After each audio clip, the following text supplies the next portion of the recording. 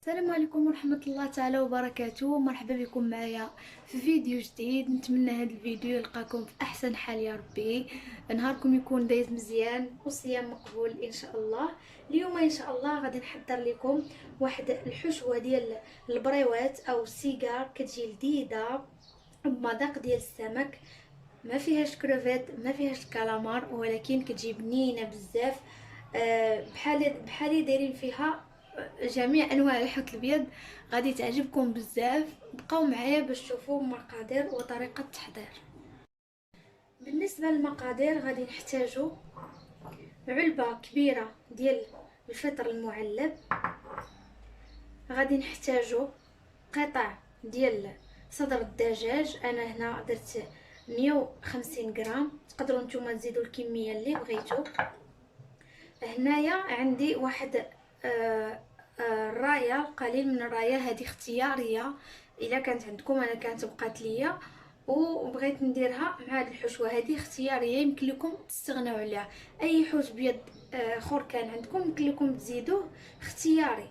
ما كانش عندكم بلاش، يكفي شامبينيون و قطع صدر الدجاج. غادي نحتاج واحد نص حامضه، نص قلب ديال حامضه مصيره. غادي نحتاجو قزبر ومعدنوس. نحتاجو صلصه الصويا، معلقه كبيره ديال صلصه الصويا، قليل من الملح حسب الذوق.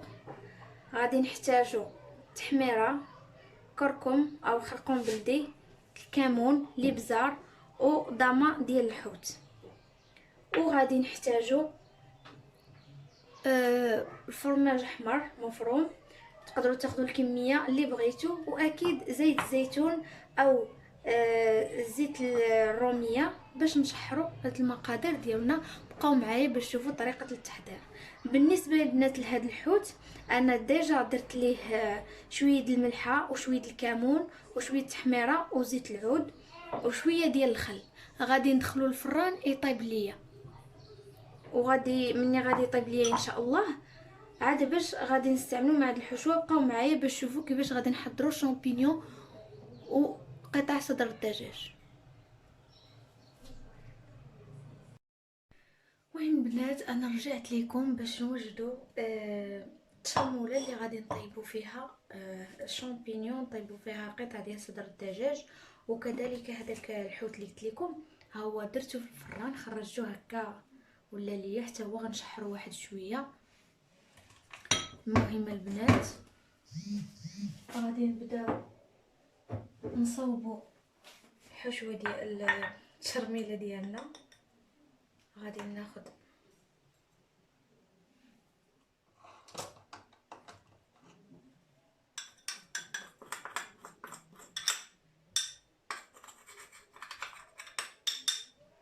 ندير لي قامه اللي قلت لكم، مصير، قزبر والمعدنوس. غندير الزيت،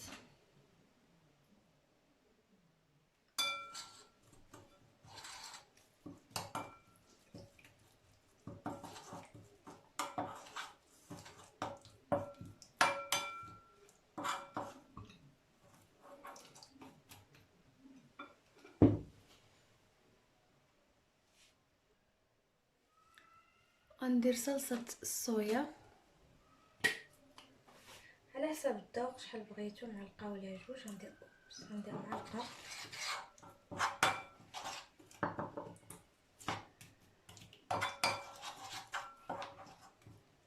بنات الهريسه غندير غير واحد شويه، نتوما على حسب الذوق ديالكم.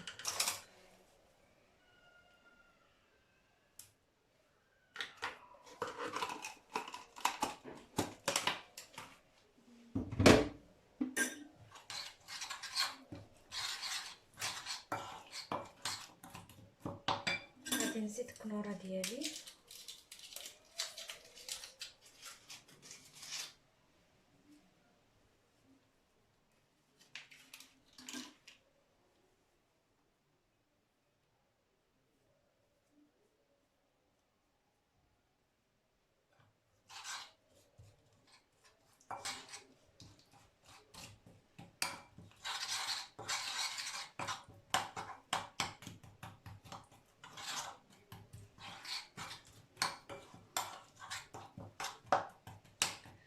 صافي وغنزيد القليل من الملح صافي. وغنبدا نشحر في الشامبينيون ديالي. غنبدا بالشامبينيون هو الاول، عاد غادي نتبعو الدجاج، قطع ديال الصدر ديال الدجاج، عاد غادي نزيد نشحر شويه داك الحوت اللي ديجا طيبت في الفران. بقاو معايا من البنات. من بعد ما ساليت الحشوه ديالي صوبت عفوا التشرميله ديالي، غادي نبدا دابا نقاد نشحر الحوت ديالي والقطع ديال الدجاج. انا غادي نستعمل الزبده، تقدروا نتوما مديروهاش، تقدروا تشحروا غير بزيت الزيتون اولا الزيت الروميه، شويه ديال الزبده وغندير شويه ديال زيت الزيتون.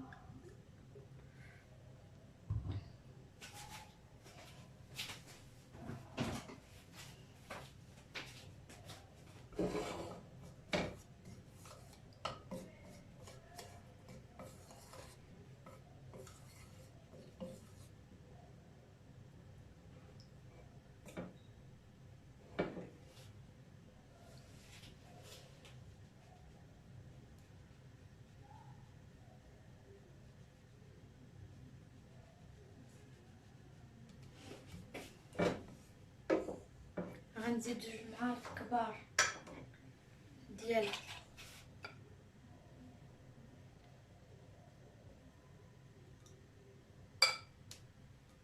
الحشوه ديالنا عفوا ديال التشرموله ديالنا، وغادي نخليها تشحر. عاد غنزيد عليها الشامبينيون. غادي نبداو بالشامبينيون اولا.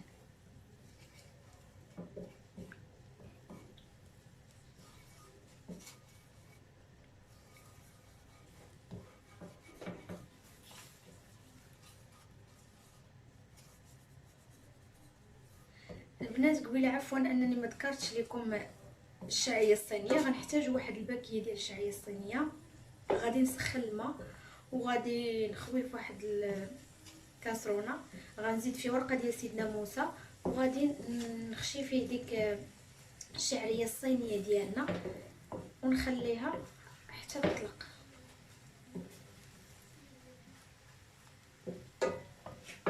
صافي دابا غنزيد الشامبينيون ديالي. بسم الله.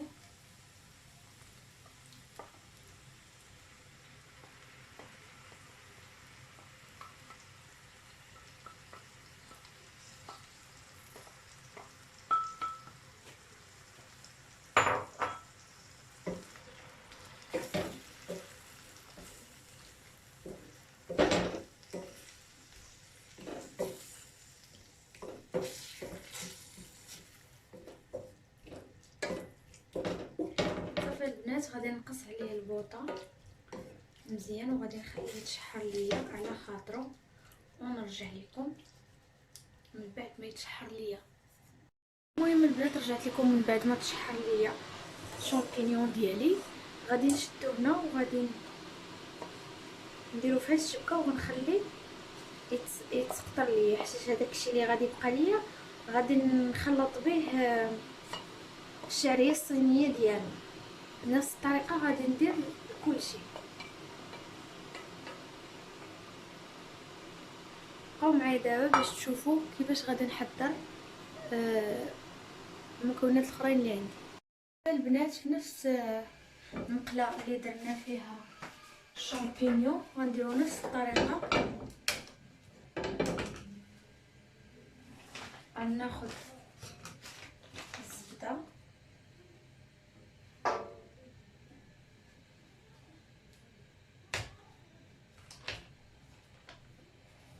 ديالي، شويه زيت العود،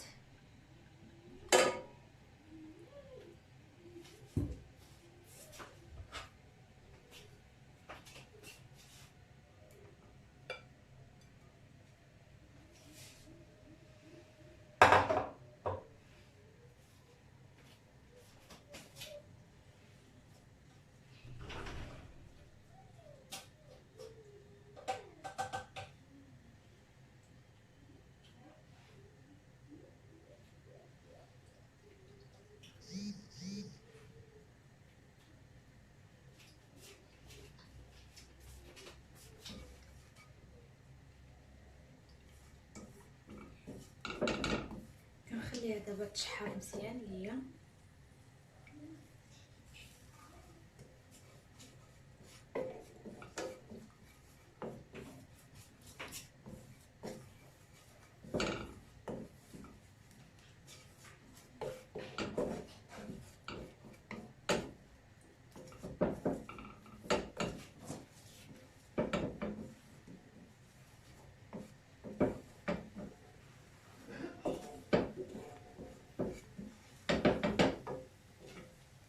نجيبو داك الحوت ديالنا،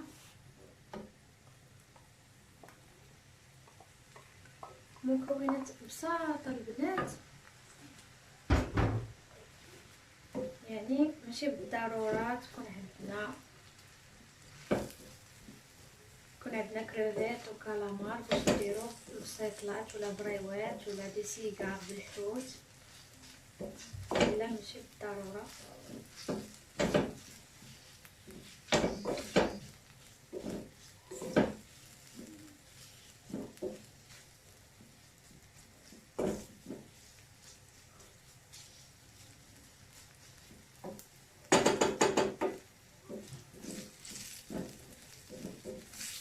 توا البنات نفس الطريقه غادي نخوي في ديك الشبكه فوق من شامبينيون، وغادي نرجع لكم باش تشوفوا نفس الطريقه مع قطع صدر الدجاج.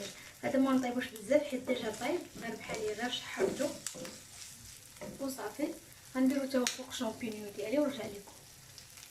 نفس الطريقه البنات غنديرها قطع صدر الدجاج،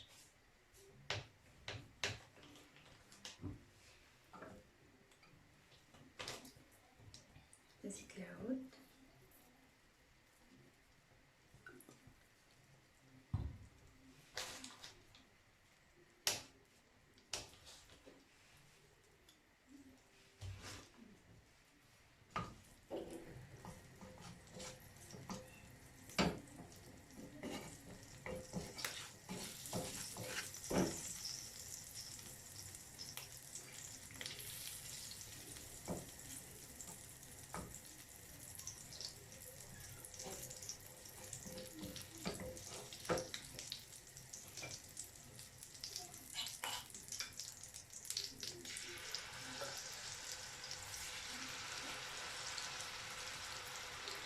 هاد البصل البنات اللي غتبقى ليا غنزيدها فوق من الخليط وباش نخلط كلشي.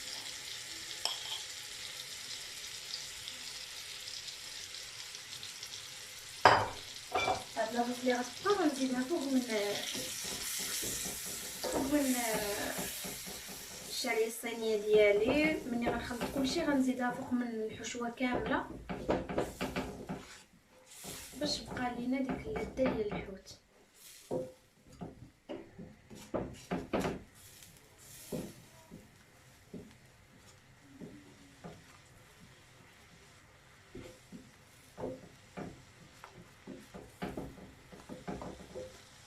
دابا غنزيد قطع ديال صدر الدجاج ديالي، بسم الله.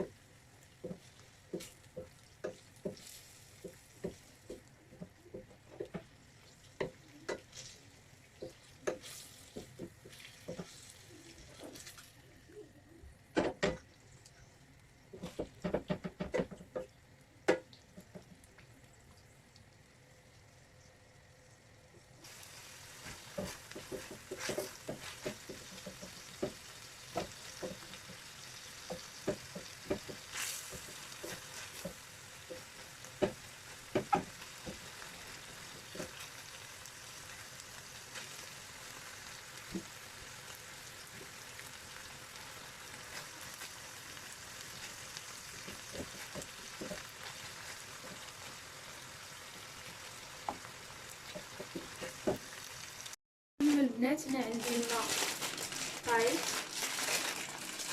غادي نزيد فيه الشعريه الصينيه ديالي.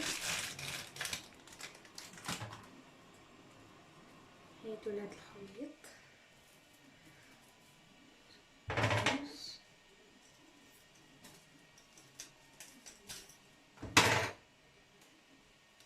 صافي. وغنزيد عليها ورقه ديال سيدنا موسى وغادي نخليها حتى تطلق ليا.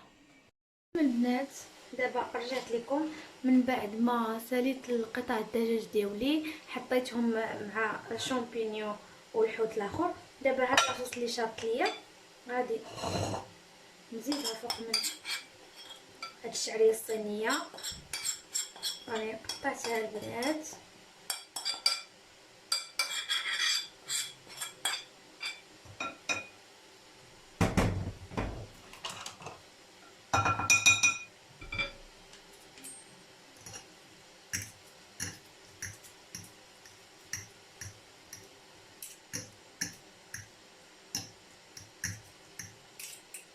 ما تخليوش البنات حتى تعجن ليكم في الماء بزاف، سيرتو هادي دغيا كتعجن باش ملي تزيد طيب ما يجيكمش داكشي معجن وسط البريوه ولا وسط السيجار.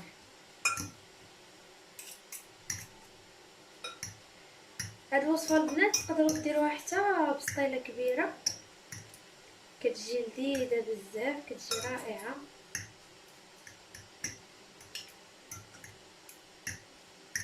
صافي دابا غادي نزيد عليها غادي نزيد عليها الحوت، غنزيد عليها الحوت ديالي ونخلطها. بقاو معايا. المهم البنات دابا غنزيد عليها الحوت ديالي. بسم الله. حوت الدجاج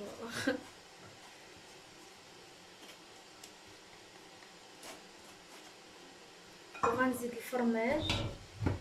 المهم البنات الفرماج نديروا المقدار اللي بغيتو نتوما،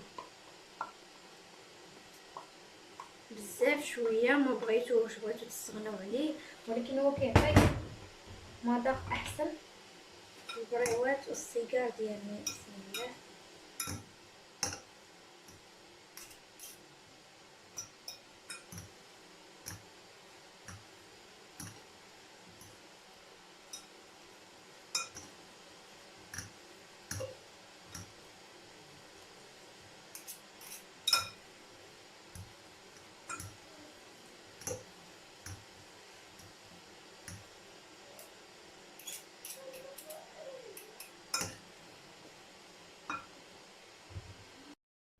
المهم البنات بعد ما خلطت الحشوه ديالي ها هي جات بنينه بزاف ما كرهتش ناكلها غير هكا. المهم هنا جبت الزيت الروميه باش غندهن الورقه ديالي، وهنا صفار بيضه باش غادي نلصق الورقه ديالي. غنجيب الورقه ديالي وغادي نوريكم كيفاش غادي ندير ليها. غادي ندير نص سيجار كما قلت لكم، والنص غنديرو بريوات. خليكم معايا. المهم البنات غنشدها غادي نقسمها بحال هكا، غادي نقسمها هكا كلها، وهذه هاد النص غندير به لي سيجار نقسمو على جوج. غادي نخليه على جنب، وهذه غادي ندير بها بريوات.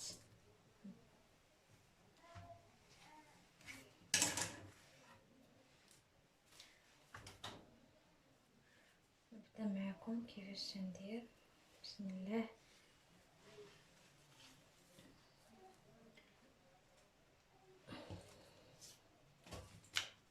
البنات هادشي الحرشه هي اللي تكون الفوق.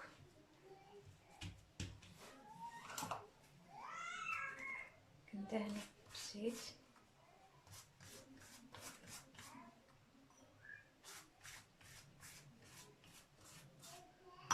ونجيب الحشوه ديالي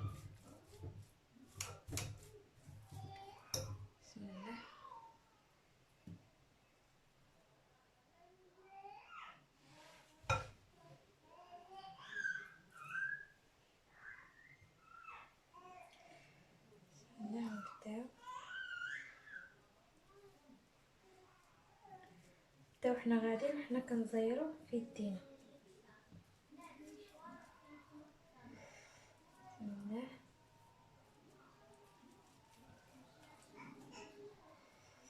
على هاد الطريقه نتوما غاديين وانتوما كتزيروا في يديكم باش تزير لينا البريوه ديالنا بحال هكا. على هاد الطريقه البنات صافي. ملي كتوصلوا لهنا الاخر ديروا بحال هكا، ديروا شويه صفار البيض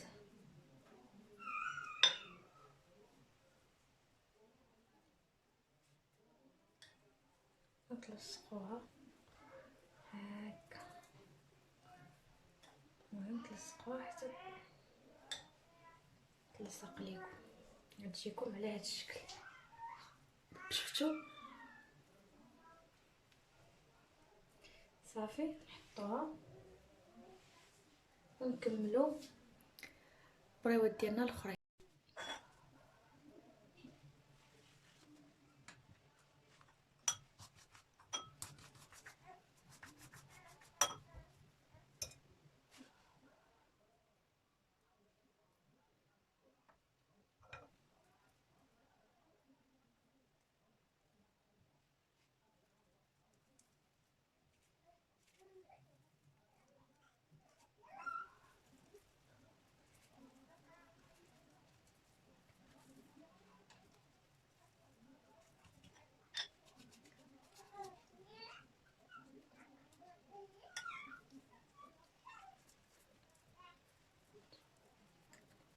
بعد ما كملت البنات البريوات ديالي، دابا غادي نوريكم كيفاش غادي ندير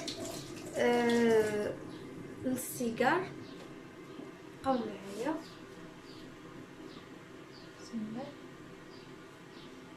غادي ناخذ هذا اللي قطعناهم على شكل مثلثات،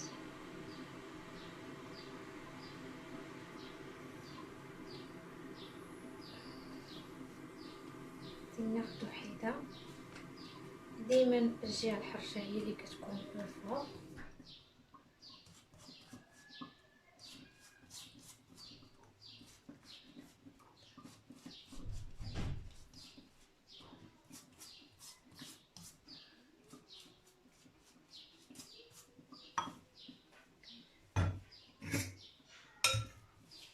ناخذ كميه من الحشو ديالنا،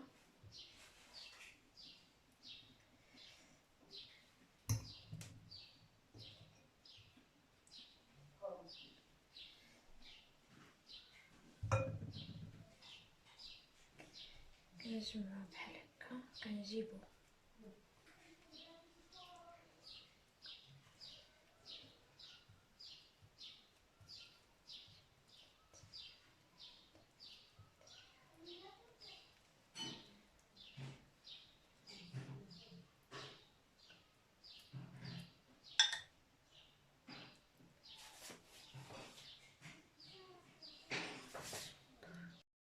بعد ما مساليت البريوات، دابا غادي نديرو لي سيجار. غنوريكم كيفاش كنصاوبو لي سيجار حتى هما. ناخذ الجهه الحرشيه الفوق. هاد الطريقه البنات اللي وريتكم كدير لكم كميه وفيره، يعني هاد التقطيعه اللي وريتكم كيفاش تقطعوا الورقه وهذا كتخليكم انها تكون عندكم كميه وفيره. اما الا قطعتوا الورقه على جوج ما غاديش تكون واحد الكميه كبيره، وغادي تجي الورقه اكثر من العجينه. الورقه اكثر من الحشوه. يعني خاصنا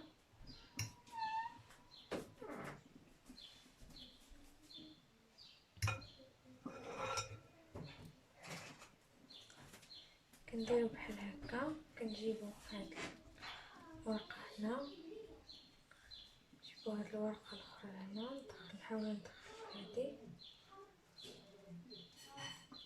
ونبداو ندورو بحال ما هكذا. صافي نديرو ليها بحال هكا. صافي ندوروها كتجينا على هاد الشكل.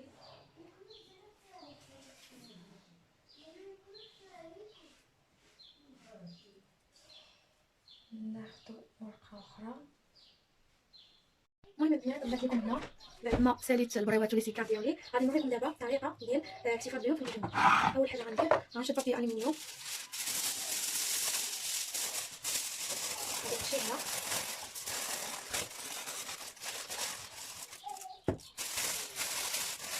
نحاول انني نخدم الطاوله ديال الطاسه ديالي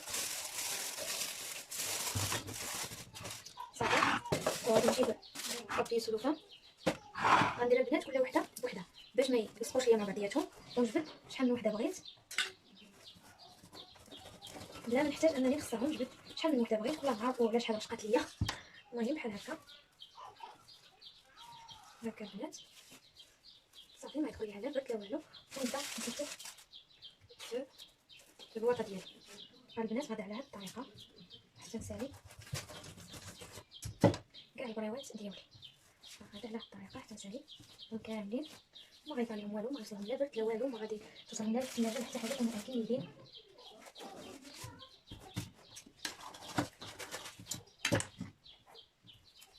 كيف ما وريتكم هكا تكون الطريقه ديالهم.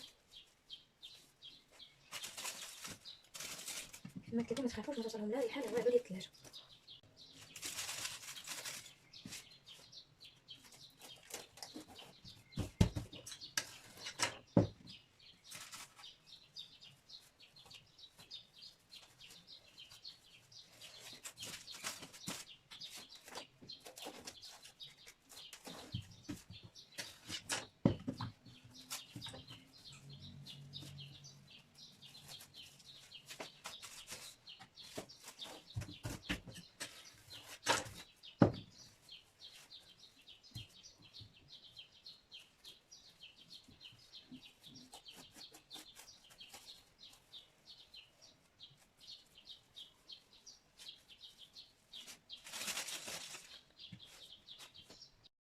صافي البنات هنا بعد ما ساليت صافي غطيتهم بابي الومنيوم وسد عليهم البواطه، عطاوني هاد جوج بواطات صافي.